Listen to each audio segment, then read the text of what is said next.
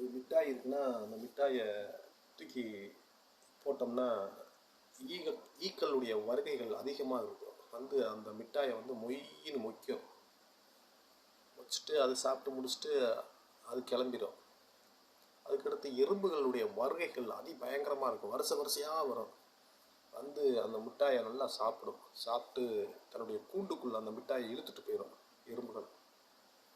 என்ன சொல்ல வரேன்னா,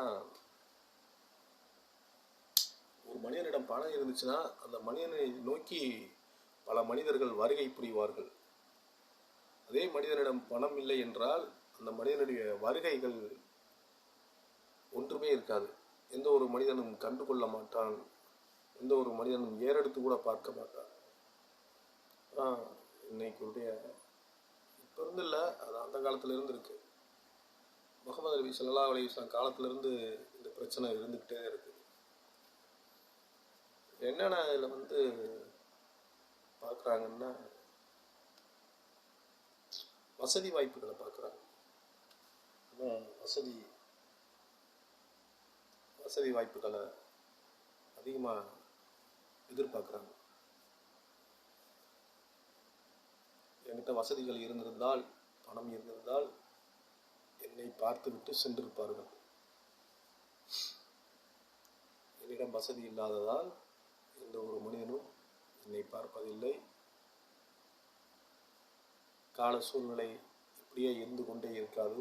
கால சூழ்நிலைகள் மாறும், காட்சிகள் மாறும், ஆட்சிகளும் மாறும். இருக்கப்பட்டவன் என்றும் இருக்கப்பட்டவனாகவே இருக்க மாட்டான். இல்லாதவன் என்றும் இல்லாதவனாகவே இவ்வுலகில் வாழ்ந்து விட மாட்டான்.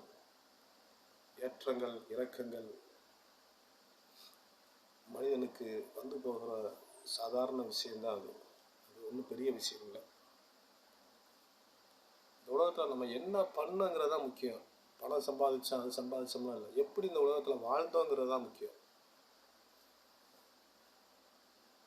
ஒருவருக்கொருவர் இணைந்து சந்தோஷமாக மகிழ்ச்சியாக இவ்வுலகில் வாழ்வதுதான் வாழ்க்கை.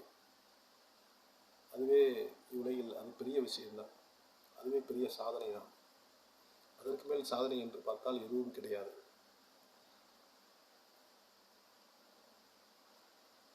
அதான் சொல்கிறேன்.